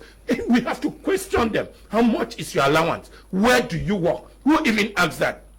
The other people look around your Bunamusadi. I'm telling you that it's quite funny that government officials have the biggest infrastructure than what business people, economic creators have. Do we need magic to get into an inquiry, arrest all these people and lock them up, then ask them to give them money? Actually, it is not fair. You get into a government official's compound, there are 6 cars that have been covered before being appointed. These guys' children were at Lycée General Leclerc. After being appointed, they are all now in Harvard and Sorbonne. Where is the extra amount? How much is your salary? There is a need for us to be conscious. The magufilgation of Africa is a spirit which we must instill. And people should learn and copy what it is. It pays off. We can stop visit. Consult Nigeria. You will see what the stadium in Lagos look like, what the airport in Abuja look like. We don't need to go to America or Germany to construct roads or look at the dimensions of the electronic train station like it exists in Nigeria. Okay, I mean that in Kimgu Fanya, I got you 5 on 5. It is God. It's nothing short. Good evening to you. If you are watching us from Boya Aminate, we say good evening to you. Monsieur Yide, I want us to talk a little bit about what is happening in the DDR centers in Bamenda and Boya. The boys are always striking, asking for better conditions and claiming that some of the promises that were made to them have not been fulfilled. What, according to you, is not working so well? Is it that the people that are charged with taking care of these guys who have moved from the bushes are not competent? Or is it the government policy that is not working so well? Non, c'est tout simplement que le gouvernement est rattrapé par ses propres contradictions. Okay. Vous savez, le DDR a été brandi pour échapper à une menace à un moment donné, parce que tout le monde appelait la communauté internationale à se saisir du dossier et qu'il fallait une force d'interposition et tout le reste. Et donc, pour contrecarrer tout ça, et très rapidement, on a créé cette idée du DDR.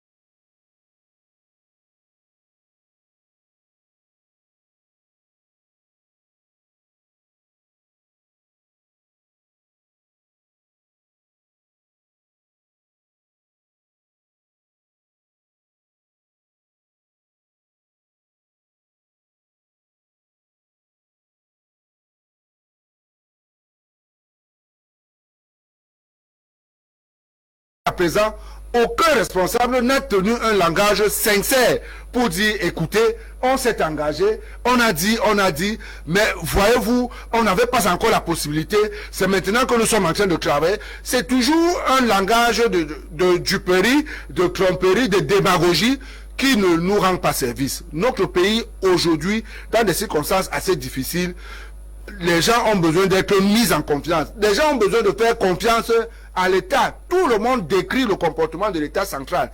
Donc maintenant, lorsque vous prenez un engagement, des gens font comment pour vous suivre? Il faudrait qu'ils se rendent compte que vous tenez vos promesses, que vous respectez vos engagements. Donc l'État est là, pris la main dans le sac de mensonges et de publicité mensongère, il faut qu'il fasse l'effort.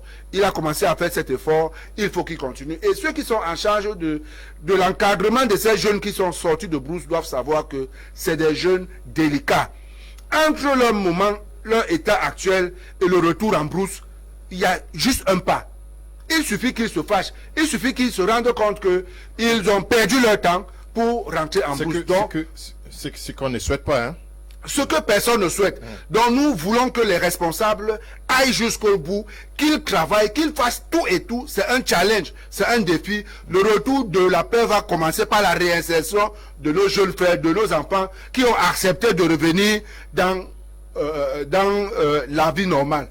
Voilà. What is the problem for Elvis Tayon? Is it the fact that we were supposed to get maybe experts in this domain, people with good knowledge on sociology and a host of others, crisis management, trauma management, where these are not the persons who were going to be given charge to run this, and not necessarily administrators?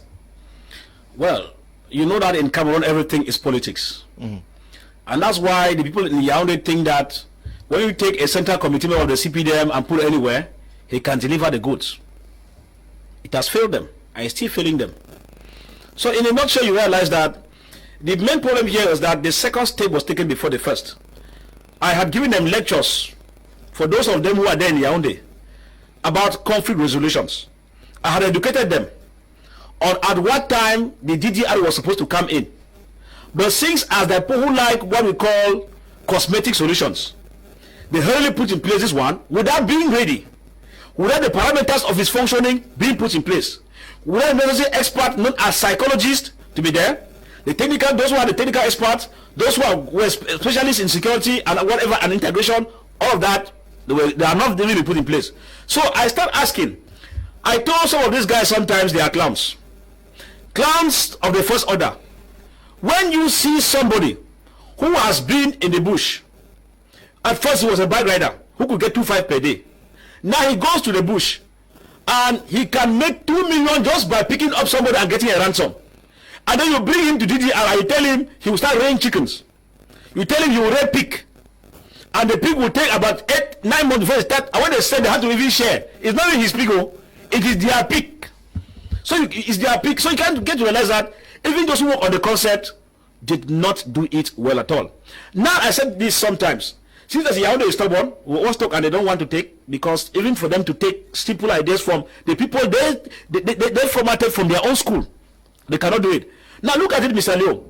When you hear what you call misplacement of priority, you cannot be a state and then people who have killed GOs, military, and other atrocities decide to come and stay in their keeping, and then they start telling you now what you will do to them. Is this not witchcraft in body light? That a man who has killed, you are managing to keep him, you are feeding him, he tells you that his child is sick, his wife is not having money, and he blocks the road, and you the governor come and you are begging him, please don't hold on, just hold on. In fact, this government has, they have malaria of the first order. That people, criminals who are repenting, they are supposed to wait. If they give you rice, thank God. They give you water, thank God. They are even giving you shelter. In the bushes, were you having shelter? No.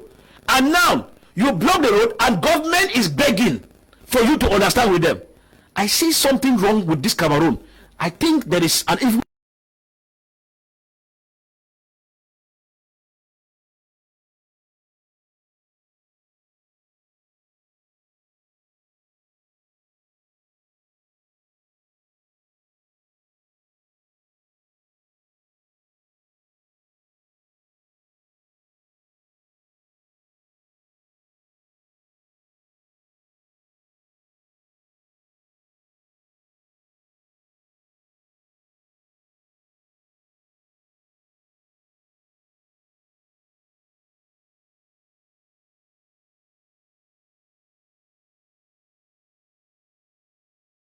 Back on street and they have the audacity to tell you, government, you are doing me this, and you heard and remove 3 million.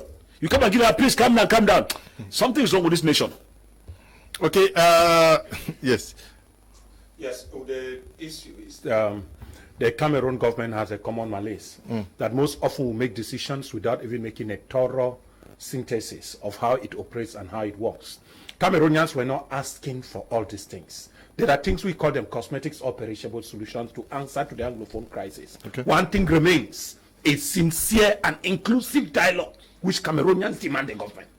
I said a sincere and inclusive dialogue, a true reconciliation like we have found in South Africa. Where people come up in Rwanda to tell we are sorry.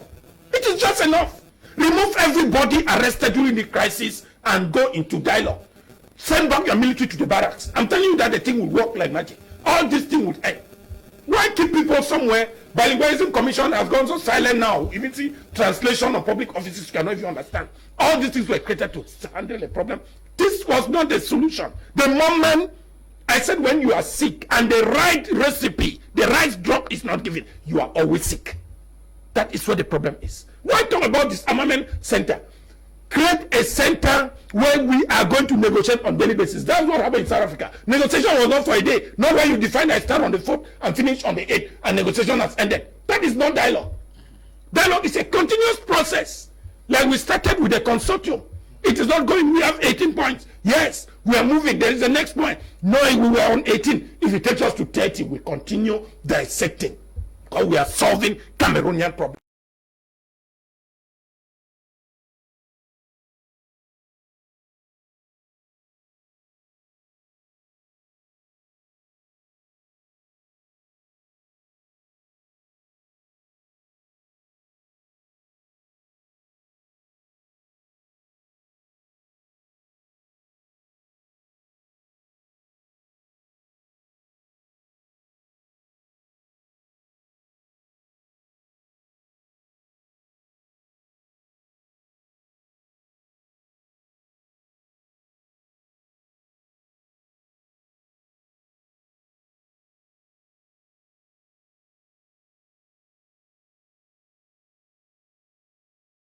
More permanent base. Why not?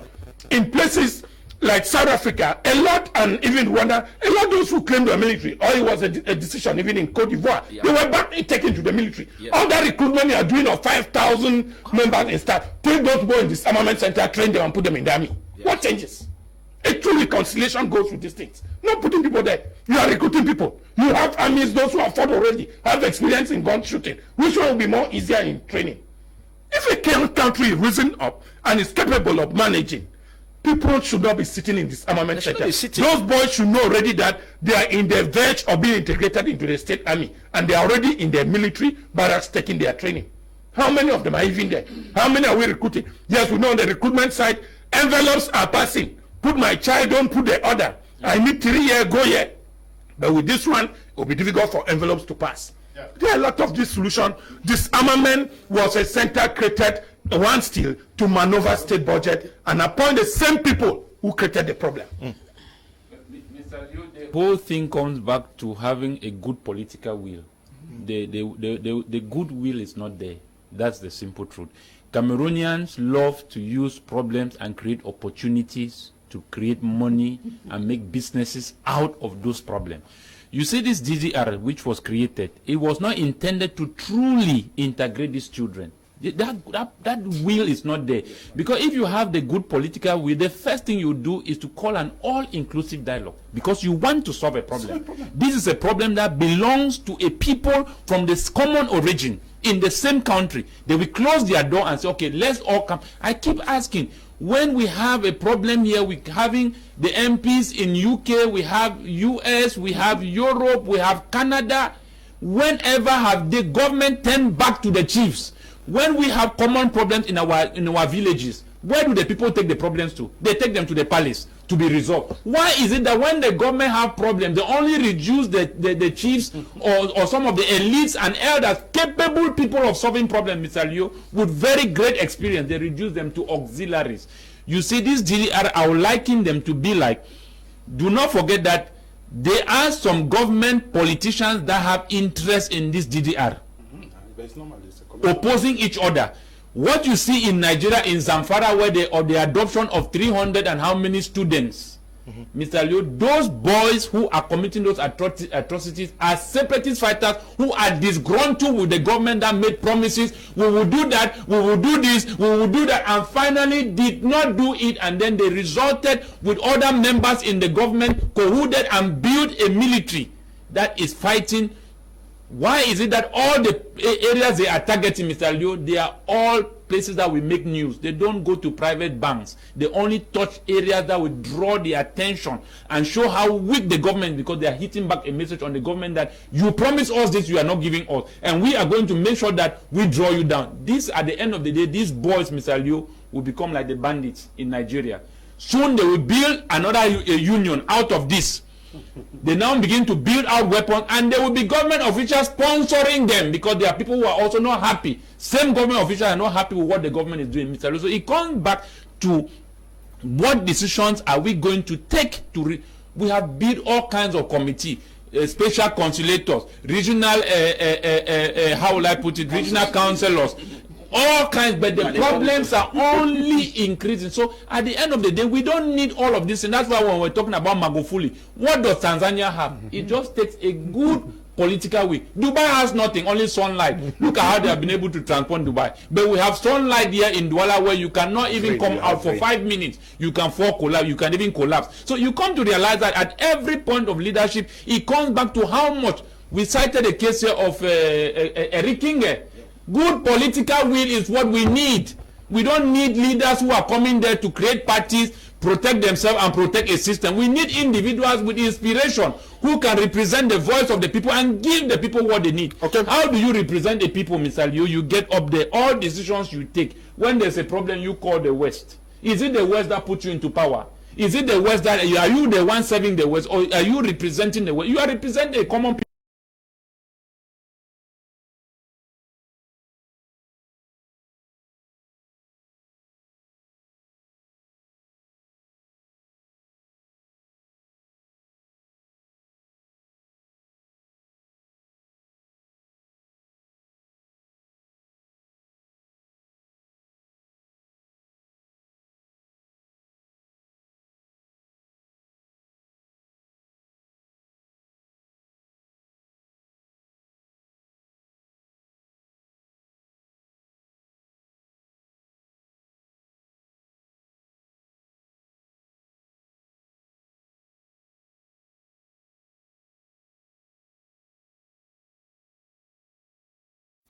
What, according to you, should be the definite solution to the consistent strike actions emanating from the centers, DDR centers of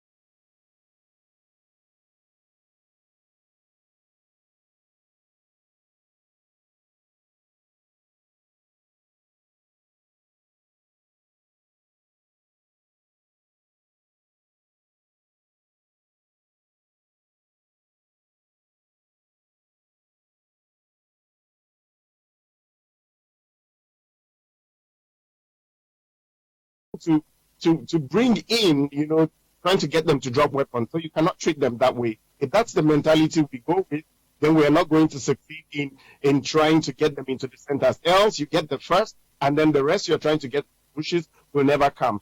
Now, our next panelist spoke about we have to integrate them and let them get military. There's so much, like he said, that has to be done before that goes that's possible. Now, the main primary question I would want to ask is, why was the DDR center created? The DDR center, to me, is like putting the cart before the horse. You're putting the cart to drag the horse, whereas the horse has to drag the cart.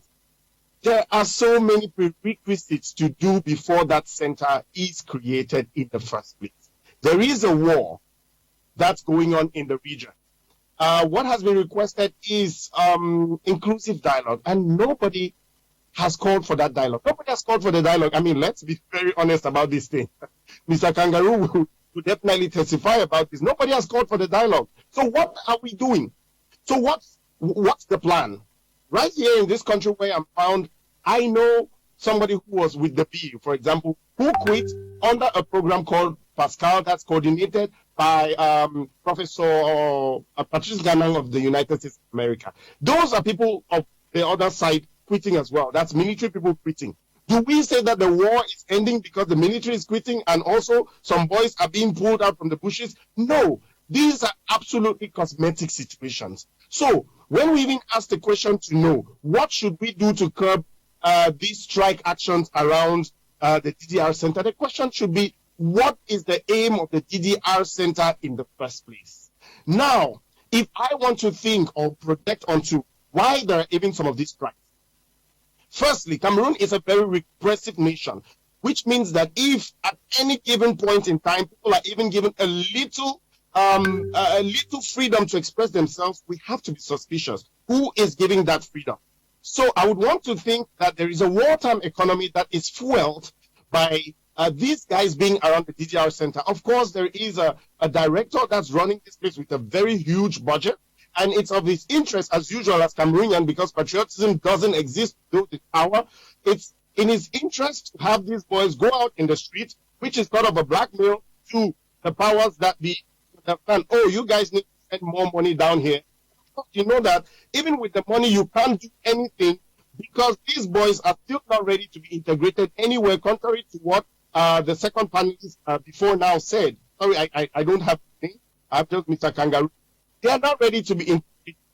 Now, the next thing I want to think is, okay, if they let these guys express themselves, could it also be another strategy to show the West, like, we are human rights respecting nation, where you can see that these boys who left the bushes can even express themselves and even block roads, and we don't do them anything? Maybe that's why. Maybe that could still be. So either there's a wartime economy that's being fueled, that someone there who's a director maybe pushes them out to go out and strike, or maybe it's a propaganda to show that it's a human rights respecting nation where even former fighters can express themselves, so they don't even know why the Anglophones in the bush or the English-speaking people are even fighting. You know why they are fighting. Look at those former fighters there. We let them express themselves. So why are those guys fighting? So your question, which you asked precisely, which I should just come back very quickly, is how do you curb such occurrences? Simple.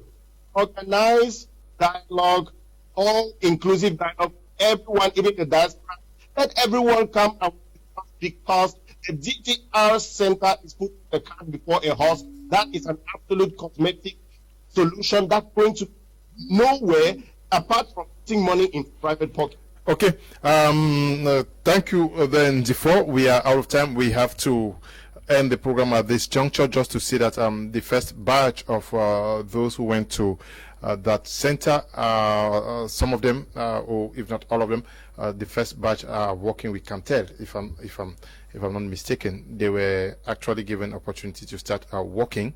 We want to say, unfortunately, we have to end at this juncture. Mr. Ndifo, we are glad you took part in the program this day for the first time. Thank you very much.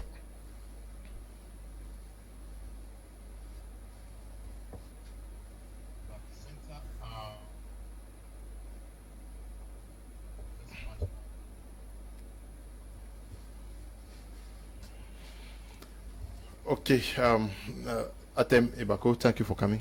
Thank you very much, Mr. Liu. And thank all the other panelists who are here tonight. Thank you. Okay, and to you, Dr. Ako, thank you for coming. The pleasure is ours, always on my Media Prime. It is a pleasure to debate Africa, talk Africa, and why not the world. Okay, and to you, Mr. Yedi, merci d'être passé par ici. Thank you very much to have inviting me. Next time I will come with pleasure. Okay. Thank you. And to the Kangaroo Man, thank you for coming. Thanks very much. We only hope that the government will not keep on making their mistakes day in, day out, because they are only delaying the problem and they are not solving the problem. Greetings to the fund of Kukum Village over there in Batibo and Pa Azefo in Limbe. Thank you, Eli, and to you, Desmond, and Bertrand and Noel. Thank you to Tabi Tambe Bryant for supervising our work out here. Stay blessed. Bye-bye. Roman, thank you for coming. Thanks very much. We only hope that the government will not keep on making their mistakes day in, day out, because they are only delaying the